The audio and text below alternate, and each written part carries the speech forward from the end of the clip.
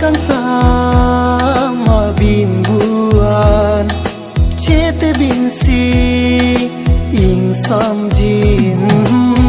nang pa nang thek long ne sing ve karong sing ve do thek thek binong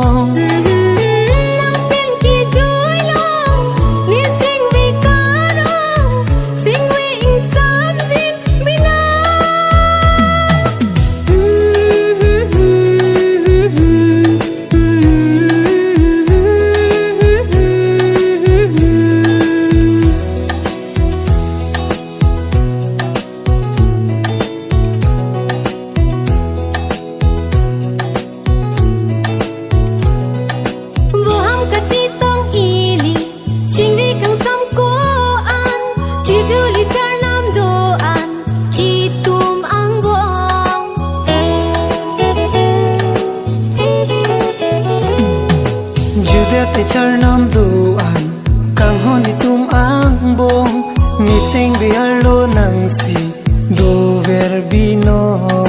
ruham kachitong ili singwi kang samkoan tijuli charnam doan itum ang bong judete charnam doan kanghon itum ang bong niseng biarlo nang si do verbinom nang pha nang thek long ne sing ve karong sing ve do thek thek binong nang ten ki joy long ni sing ve karong